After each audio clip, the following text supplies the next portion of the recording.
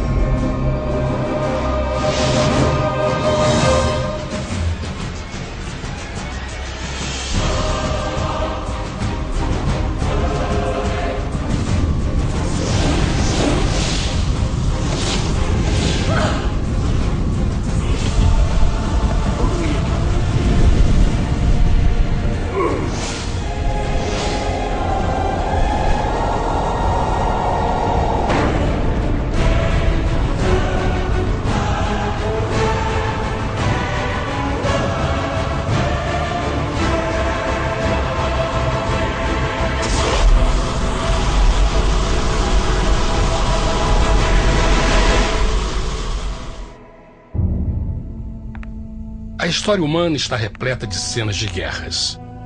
E todas as pessoas já experimentaram conflitos. Mas para entender a origem do mal, devemos viajar ao passado para a Primeira Guerra do Universo. Porque esta guerra não aconteceu na Terra. Antes que o nosso mundo existisse, houve uma guerra no céu. Mesmo as palavras guerra no céu soam como uma contradição. É quase inimaginável para nós que pudesse haver batalhas e conflitos entre as criações de Deus no paraíso. O que pode ter causado este conflito celestial? Graças a um livro antigo chamado Bíblia, temos detalhes suficientes para poder juntar as peças e desatar os nós. Mesmo que trágica, é uma extraordinária e bela história de amor que vai desde o princípio dos tempos até tocar pessoalmente a você, a mim e a cada indivíduo na Terra. Nossa história começa há muito tempo atrás na capital do universo. Em um lugar chamado Céu, que estava repleto de seres angelicais que amavam fazer a vontade de Deus.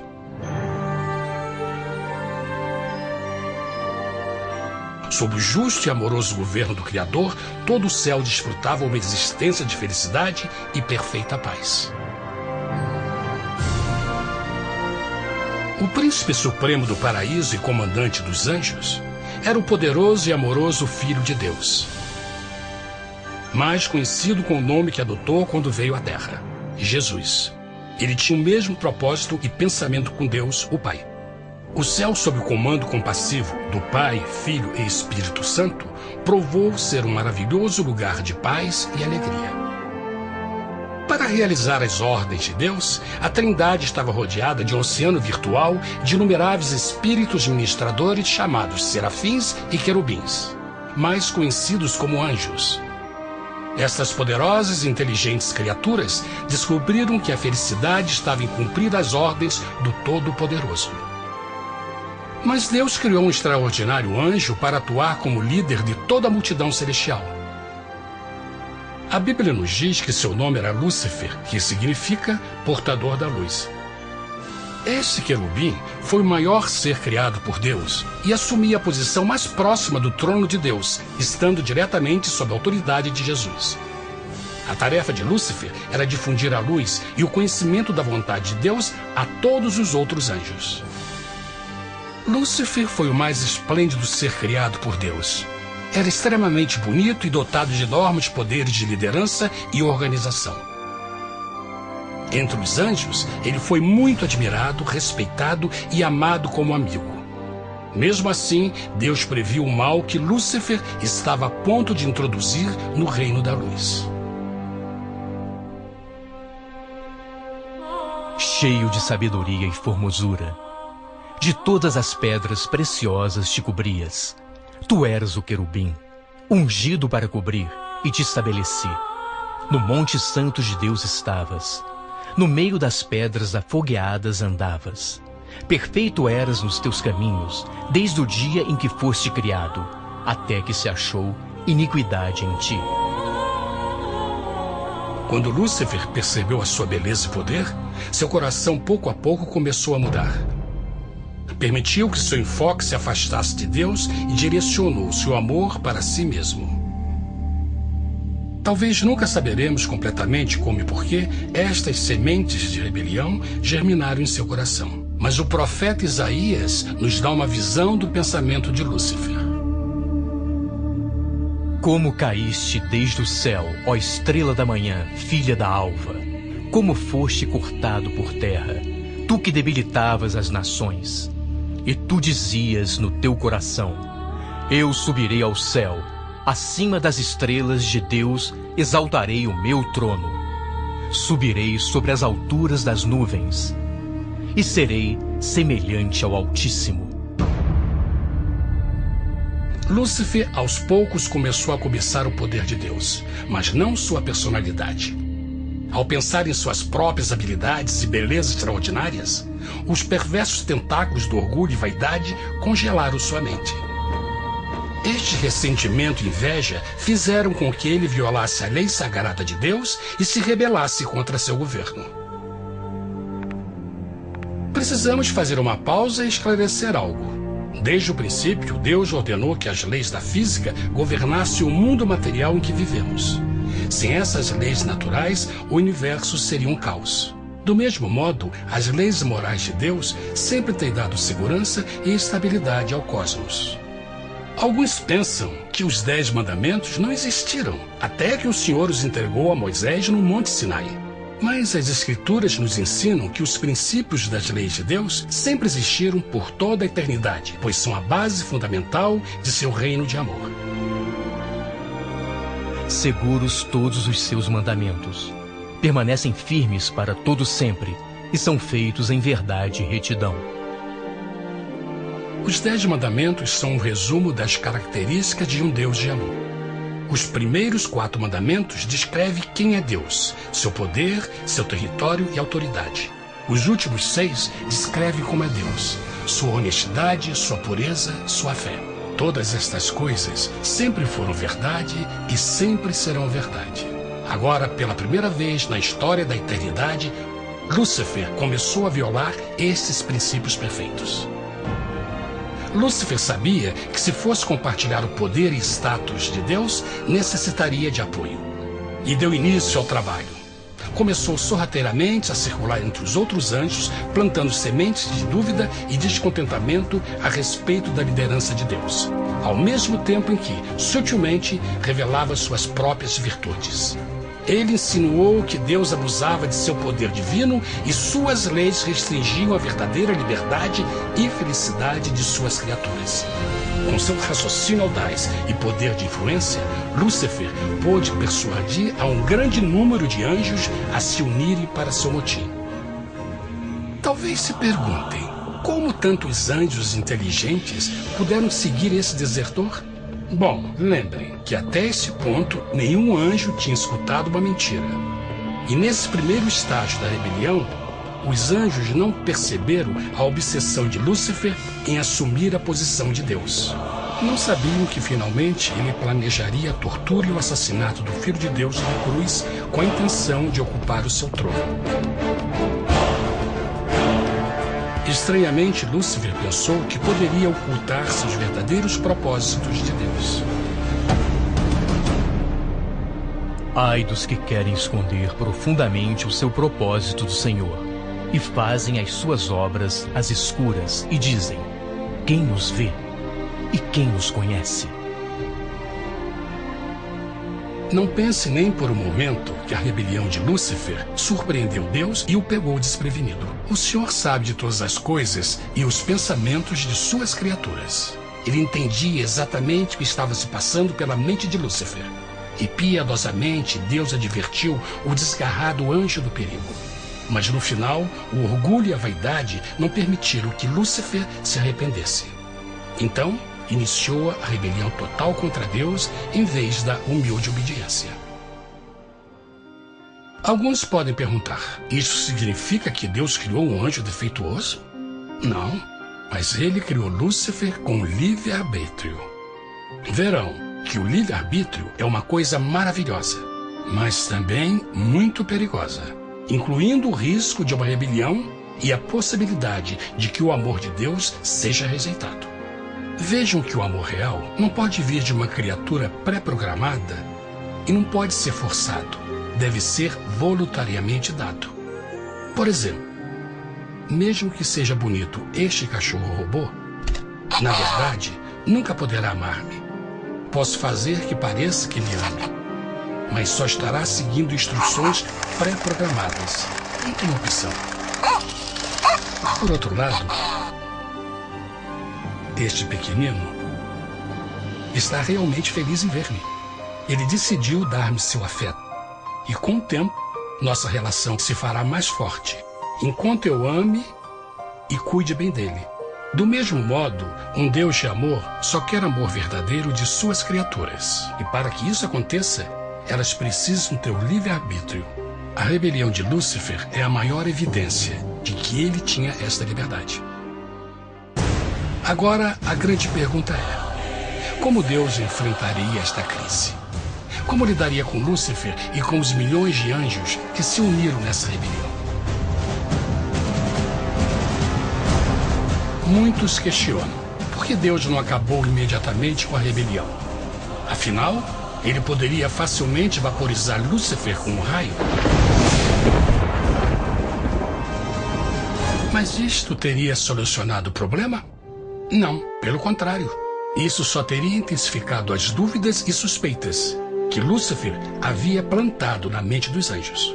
Lembrem que Lúcifer sabia, como ninguém mais, da engrenagem interna do governo de Deus. Sua destruição seria vista como parte de uma grande armação, e a razão que o motivou servir Deus teria sido o medo da represália e não o amor. O Senhor sabia, na sua sabedoria, que a melhor forma de enfrentar a crise era permitindo que tudo seguisse o seu curso. Esta seria a única forma de se assegurar que o mal não se ergueria outra vez. Deixai crescer ambos juntos até a ceifa. E por ocasião da ceifa, direi aos ceifeiros: colhei primeiro o joio e atai-o em molhos para o queimar, mas o trigo ajuntai-o no meu celeiro. Na parábola do joio e do trigo, Jesus descreve que um tempo de crescimento é necessário para que uma planta revele sua verdadeira natureza. No seu entendimento infinito, Deus sabia que com o tempo, o caráter real de Lúcifer seria exposto e que os amargos frutos de sua rebelião seriam vistos. Até agora, os cidadãos do universo não estavam familiarizados com o pecado e até onde os levaria. Mas isso mudaria quando eles vissem por si mesmos sua terrível natureza autodestrutiva. Afinal, a sabedoria e o amor do governo de Deus seria para sempre confirmado e o universo estaria seguro. Quando Lúcifer e seus seguidores revelaram abertamente sua rebelião, o Senhor soube que não haveria paz se permitisse que eles ficassem no céu. Deveriam pôr um limite, entrar em ação e enfrentar os rebeldes. Mas Lúcifer e seus seguidores nunca sairiam por vontade própria ou pacificamente. O passo seguinte foi a guerra. E houve batalha no céu. Miguel e os seus anjos batalhavam contra o dragão. E batalhavam o dragão e os seus anjos. Mas não prevaleceram, nem mais o seu lugar se achou nos céus. E foi precipitado o grande dragão, a antiga serpente, chamada o Diabo e Satanás, que engana todo mundo. Ele foi precipitado na terra, e os seus anjos foram lançados com ele. A Bíblia não revela exatamente que tipo de armas foram usadas durante este conflito cósmico. Mas esta guerra foi como nenhuma guerra que os olhos mortais já viram. Apocalipse 12:4 nos diz que finalmente Lúcifer e 1/3 dos anjos de Deus foram expulsos do paraíso.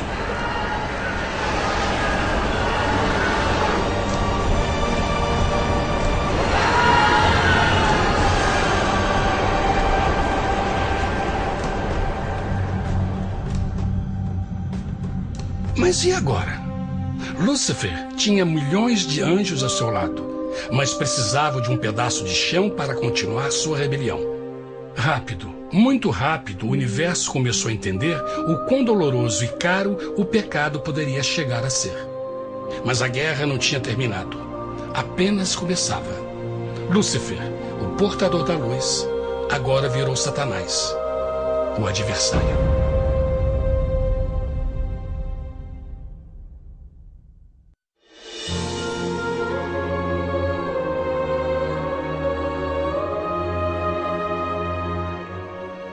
Depois da guerra no céu, Satanás e seus anjos caídos foram expulsos da corte de glória.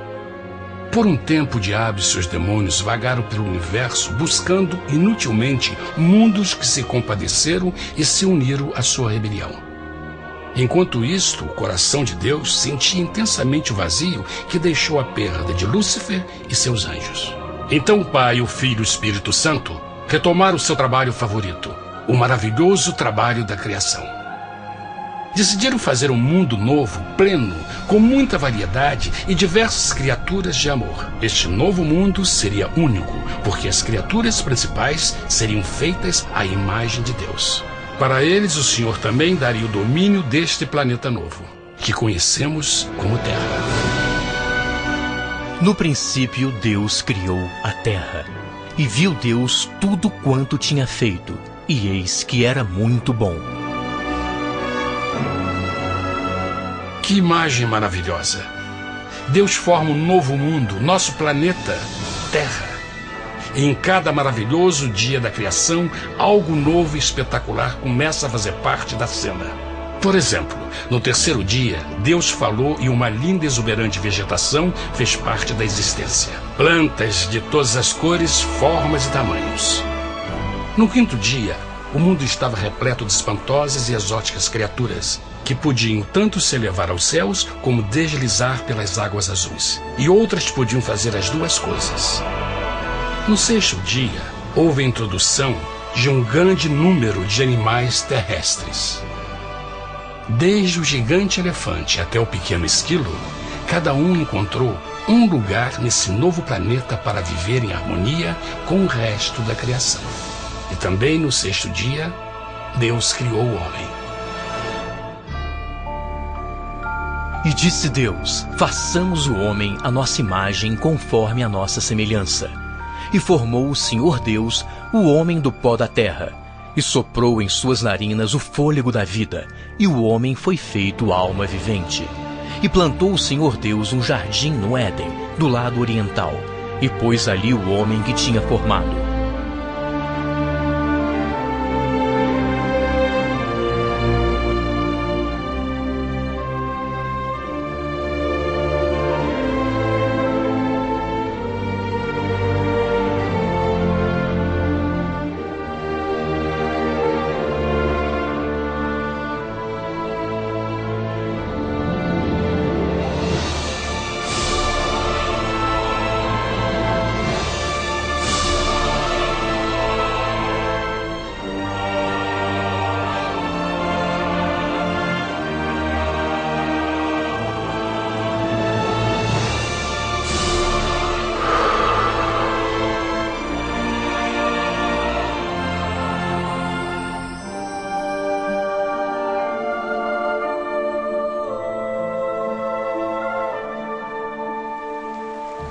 Mas que grande honra ser criado à semelhança de Deus, ser um indivíduo com liberdade de pensamento. No princípio, o homem não percebia a sua nudez. Provavelmente porque antes do pecado ele estava vestido de glória e luz.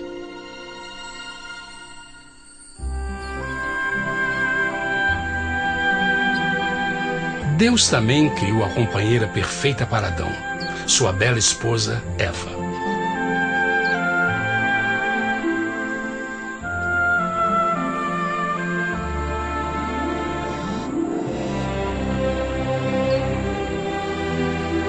O feliz casal foi colocado em um magnífico jardim perfeitamente projetado para aumentar sua felicidade. Para Adão e Eva e as outras criaturas da terra, também foi dado o privilégio divino de procriar a sua própria imagem. A intenção de Deus foi que a raça humana tivesse domínio sobre este paraíso perfeito para sempre. Eternamente felizes e saudáveis, trabalhariam com a flora do jardim de Deus, enquanto desfrutariam o afeto e companhia de todas as criaturas sob seus cuidados. O ambiente que nossos primeiros antepassados experimentaram foi muito diferente do mundo de hoje. As rosas não tinham espinhos, os insetos não mordiam nem picavam, e os leões e as ovelhas brincavam juntos. Mas a grande bênção era os humanos viverem em perfeita harmonia com seu Criador. A cada 7 dias, Adão e Eva descansavam de seu prazeroso trabalho e gozavam de uma comunhão com a visita de seu Criador. Era um mundo esplêndido e maravilhoso. E esse estado de felicidade teria continuado eternamente se nossos primeiros parentes tivessem mostrado fidelidade com uma simples prova.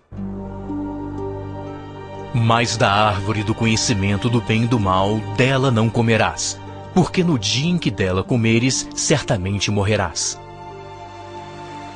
Visto que o adversário havia contaminado o universo com sua rebelião, o Senhor viu a necessidade de uma simples prova de amor e lealdade.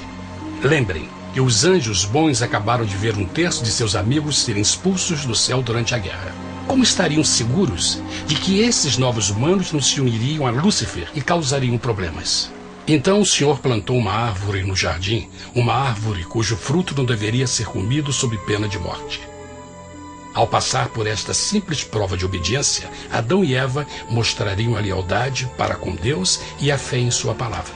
Ainda mais, era uma prova de amor. Por isso, Jesus disse em João 14, se me amais, guardais meus mandamentos.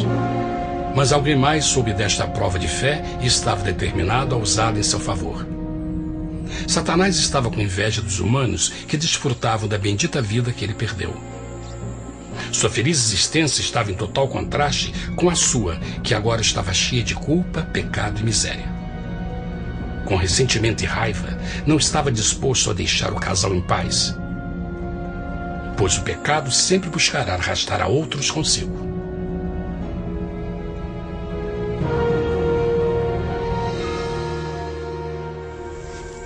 Então um dia, quando Eva estava concentrada em seu agradável trabalho, se viu sozinha e muito perto da árvore proibida. Foi quando Satanás viu sua oportunidade. Através de uma serpente hipnotizante, o anjo caído chamou Eva até a árvore e a envolveu em uma conversação.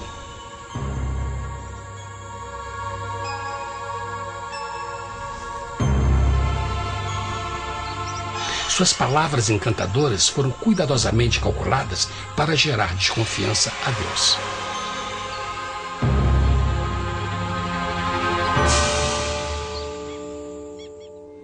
A serpente replicou à mulher, de modo algum morrereis. Deus sabe que no dia em que dele comerdes, vossos olhos se abrirão e sereis como Deus, conhecedores do bem e do mal. A mulher notou que a árvore era boa para comer, pois era atraente aos olhos e desejável para alcançar sabedoria. Colheu o seu fruto e comeu. Deu também ao seu marido, que comeu assim como ela. Tragicamente, quando Eva escutou a suave e sedutora voz do tentador, começou a ter certas dúvidas da palavra de Deus.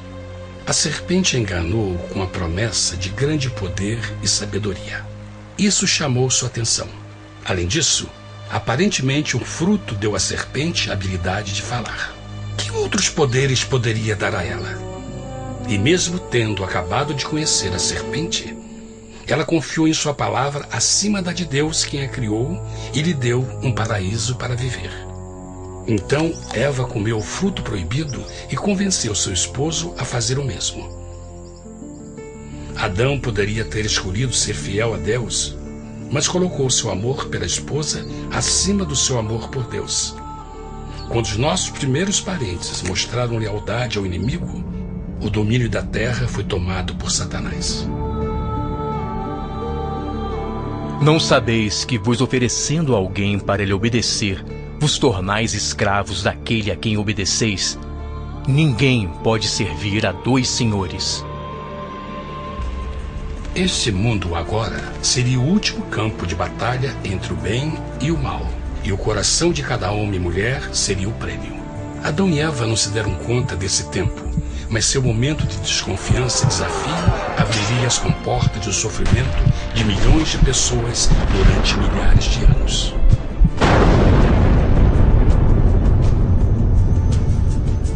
Portanto, como o pecado entrou no mundo por um homem, e por ele a morte, e assim a morte transmitiu-se a todos os homens naquele em quem todos pecaram.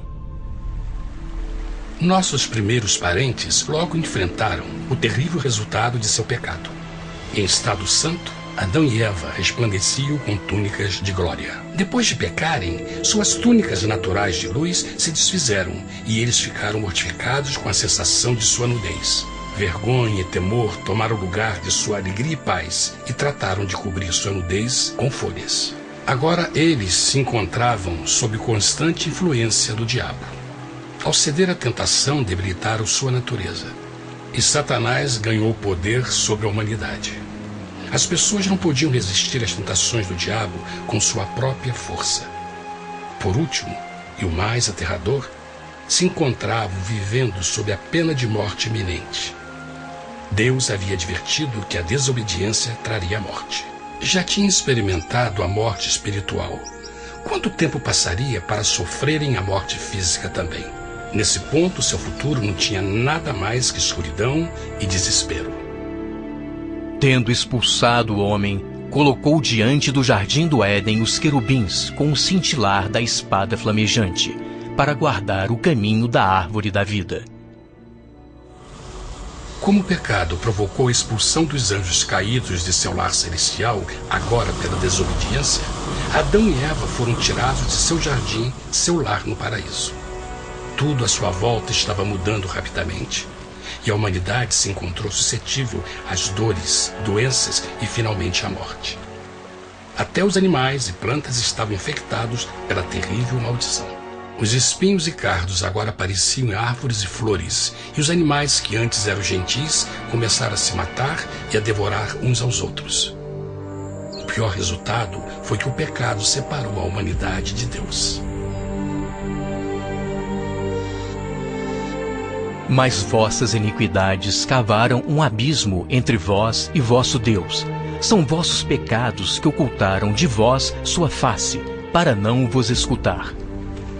Na criação, foram dados a Adão e Eva a honra de falar com os anjos, e até com o Filho de Deus cara a cara. Mas Deus é tão puro e santo que nenhum mal pode existir na sua presença. Agora que os primeiros humanos tinham pecado, Deus afastou sua santa presença deles para a sua própria proteção. O pecado tinha queimado uma parte da alma do homem que já não podia ver a dimensão espiritual. Deste momento em diante, a comunicação com o céu seria limitada.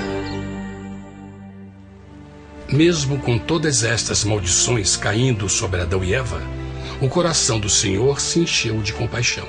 A lei que haviam violado não poderia ser alterada para salvá-los, pois é tão sagrada e imutável como Deus mesmo. O Senhor sabia que havia só uma maneira na qual o homem podia se redimir. Então um plano foi revelado, nascido do fundo do coração de Deus. Um plano para salvar o homem de seu encontro com a morte eterna e restaurar tudo que estava perdido com o pecado. Seria de grande intensidade, alcance e poder. mas seria um plano que também implicaria num enorme sacrifício. O amor de Deus para conosco se manifestou por ter enviado ao mundo seu Filho unigênito, a fim de vivermos por ele. Nisto consiste o amor, não em termos nos amado a Deus, mas em ele nos ter amado e enviado seu Filho para se sacrificar por nossos pecados. As Escrituras claramente ensinam em Romanos 6:23, o custo do pecado é a morte.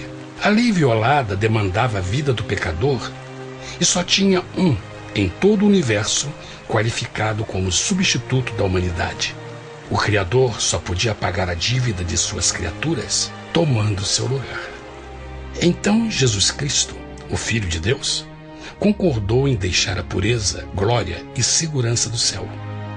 Ele viria para morrer em nome do homem em seu malvado e renegado planeta. Ele nasceria como um inocente e indefeso bebê, suportaria uma vida de dor e vergonha e mesmo assim viveria uma perfeita e vitoriosa vida. Finalmente, ele teria uma morte humilhante para poder ser o substituto da humanidade caída. Por seu sacrifício, a humanidade incrivelmente receberia uma nova oportunidade de ter a vida eterna. Seu sangue seria o resgate para um mundo raptado por Satanás. Este maravilhoso plano de redenção foi graficamente ilustrado no sistema de sacrifício de animais ordenado por Deus depois da queda do homem. O Senhor tinha avisado Adão e Eva que iriam morrer no dia em que comessem do fruto proibido. E como que permaneceram vivos? A Bíblia nos diz que imediatamente depois do pecado, Deus providenciou roupas na forma de peles de animais. É bom notar que o Apocalipse se refere a Jesus Cristo como a ovelha que foi morta desde o princípio do mundo. Isso indica que uma ovelha foi sacrificada no mesmo dia para prevenir suas mortes imediatas. Pela fé, neste sacrifício, suas mortes foram simbolicamente transferidas deles para a criatura inocente. A ovelha certamente era a representação de Jesus. Assim, um raio de esperança foi dado em uma situação de escuridão e desespero. Através do arrependimento e a fé no sangue do Messias, qualquer humano poderia uma vez mais ser filho de Deus. Mas mesmo com este grande plano para a humanidade, Satanás ainda tinha o domínio da terra. E a vida na terra não estava fácil. No mundo haveis de ter aflição, mas coragem, pois eu venci o mundo. Naturalmente, muitos se perguntam, como um Deus amoroso e poderoso permite dores e sofrimentos no nosso mundo atual? Mas está claro desde o Gênesis que Deus nunca quis que nós tivéssemos o conhecimento da dor dessa vida. Quando o mundo saiu das mãos de Deus, a terra era um maravilhoso paraíso. Foi o pecado de Adão e Eva que deu a Satanás o direito de assumir o controle deste planeta. Devido à sua trágica eleição, o diabo e seus súditos ganharam o poder de tentar e atormentar os humanos, introduzindo a doença, a dor e o sofrimento. Talvez fosse melhor perguntar: por que Satanás não tem o controle total da humanidade? A resposta é Jesus Cristo. Talvez já perceberam que a morte de Jesus na cruz deu a cada um de nós a oportunidade de sermos salvos, mas na verdade fez muito mais do que isso. Quando o Salvador ofereceu sua vida para redimir a terra, esse ato poria restrições ao controle de Satanás sobre a humanidade. Satanás não poderia forçar nossa vontade e seu poder de nos ferir seria limitado. O sacrifício de Cristo também nos trouxe um tempo de prova, durante o qual poderíamos ver a diferença entre o governo de Deus e o de Satanás, e então decidir a quem servir. Finalmente, pelo sacrifício que fez Jesus, o reino de Satanás chegará ao seu final, e um dia a terra será devolvida ao homem mais maravilhosa do que era no princípio. Mesmo Adão e Eva tendo começado suas vidas como exilados do paraíso, ainda tinham esperança. Deus providenciou peles de animais sacrificados para se cobrirem. Mas o mais importante, ele prometeu o sangue do Cordeiro de Deus para pagar por seu pecado, se aceitassem Cristo e se arrependessem. Uma grande pergunta permanece: as pessoas aceitaria o grande presente de Deus? Como escaparemos se agora desprezarmos a mensagem tão sublime da salvação? A incrível história que acabaram de escutar é verdade e afeta vocês. Pois, pelo desejo de Satanás de ser Deus e a desconfiança e desobediência de Adão e Eva, todos nós nos encontramos em uma situação perigosa.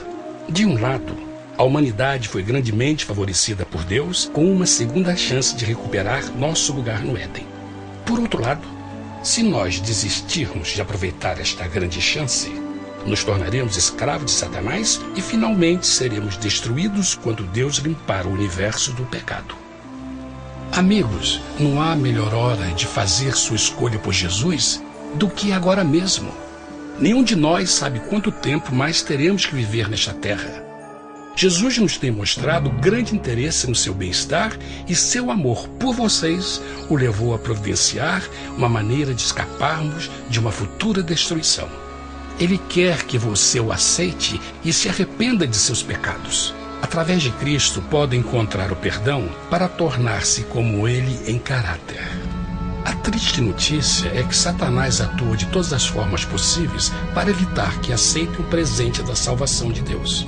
Devido à nossa rotina da vida, o amor ao dinheiro ou alguma outra distração fascinante, ele trabalha para manter a todos ocupados e afastados do que, na realidade, mais importa, sua salvação eterna. Para que entenda a realidade da situação e que se você não escolhe a Jesus por omissão, está escolhendo a Satanás. Mesmo que a terrível escolha de Adão e Eva nos traga morte e miséria, vocês agora podem tomar uma melhor decisão. Deus está oferecendo uma paz que satisfaz o anseio mais profundo de sua alma e uma alegria que não encontrará nas atribulações deste mundo. O desejo que tem o coração de Deus é que seja salvo e esteja com Ele no paraíso. Mas o único que pode mantê-lo fora do céu é você. Imagine a tragédia que seria se você recusasse este precioso presente. Você pode decidir hoje e aceitar a salvação que Deus prometeu. Na verdade, nesse momento, pode aceitar a vida eterna através de Jesus Cristo. Posso convidá-lo para que acompanhe agora mesmo em uma simples oração, aceitando sua maravilhosa oferta? Por favor, repita depois de mim. Querido Pai Celestial, venho a Ti agora e humildemente pedir Teu perdão.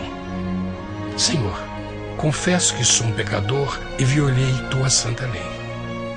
Entendo que a pena por esse pecado é a morte. Acredito que Jesus Cristo sofreu e morreu na cruz para receber o castigo por todos os nossos pecados. Acredito que Jesus ressuscitou e eu o aceito como meu Salvador pessoal. A partir deste momento em diante, Te dou o meu coração e eu o aceito como o Senhor da minha vida. Por favor, perdoa todos os meus pecados e envia Teu Espírito para ajudar-me a fazer a Tua vontade. Te agradeço por Teu grande amor e aceito Teu presente da vida eterna. E eu oro tudo isso em nome de Jesus. Amém.